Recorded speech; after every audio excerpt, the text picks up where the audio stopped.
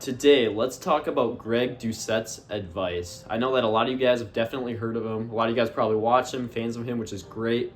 Puts out great content. There's a lot of good stuff. Makes a ton of YouTube videos. There's so many out there. Personally, I was more a fan of his older videos than his current videos right now. His videos right now are more clickbaity. I'd say they're less informative just because he's made so many videos. He's probably already covered so many topics a lot of times.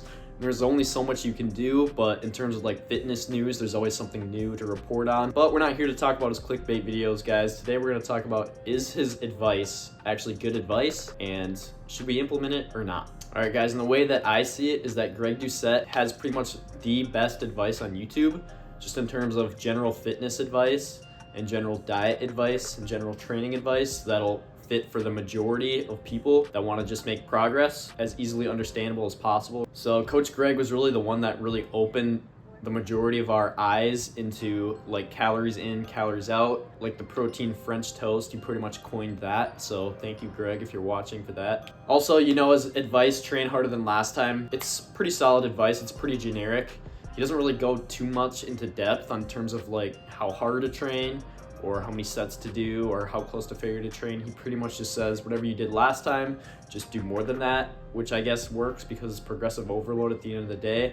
That's the true driving factor for muscle growth. But he doesn't really break it down into the nitty gritty, and he's a huge advocate of like really low fat diets that are high in protein, like really lean protein, and then carbs, obviously. So I'd say for the vast majority of the population, like 99%, he puts out really good advice in terms of training and diet and what you need to do to get pretty solid results. So this video is not to bash Greg or anything, but I think there's a lot of points that he kind of misses out on. Like for instance, calories in versus calories out. Yes, that's how you lose weight, right? But there's so many other factors that goes into losing weight and calories in, calories out, and gaining weight and everything like that. Like you don't just want to eat French toast, like 4 times a day. I would suggest like an actual meat source is really good, or like whole eggs. I know Greg Doucette likes to hate on whole eggs and peanut butter, but those are actually really healthy sources of healthy fats, which you need in your diet. And it doesn't seem like it really touches on vegetables that much.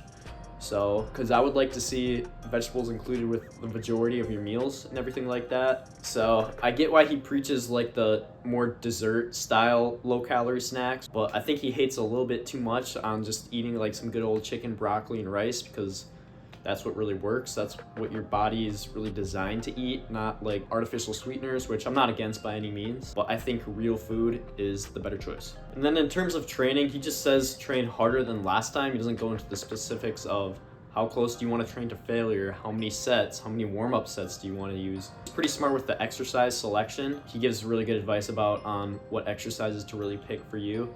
Like I really like his 3 best blank insert muscle group here videos. Those are really good. When I started lifting, I watched those and I was like, dang dude, this guy knows what he's talking about. But he doesn't really talk about deloading or anything like that, or actually how to progress in terms of like tracking your lifts. I don't think he has any videos on actually tracking progressive overload, which I do think is really important. So I don't know, maybe he'll make a video like that in the future, but I'd like to see that. And also, training harder than last time doesn't work for infinity. You can't always train harder than your last session. Like let's say you took every set to failure on your last session. What are you gonna do for your next session? Take every set to failure and then do a drop set?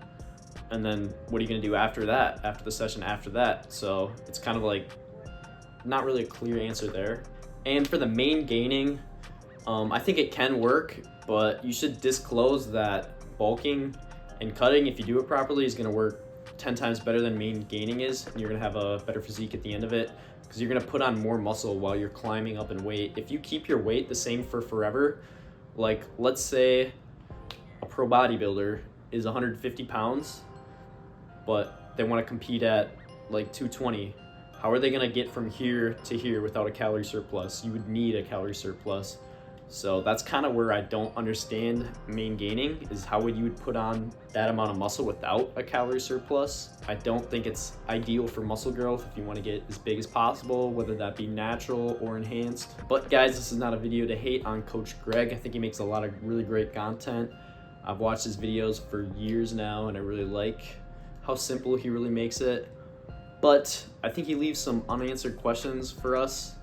Especially the more advanced you get into lifting, you start to really question more, why is this like that? Why is that like that? Stuff like that. So yeah, let me know what you guys think. That's pretty much my thoughts on Greg's advice. Please comment what you'd like to see next. Subscribe, like the video. Thanks, guys.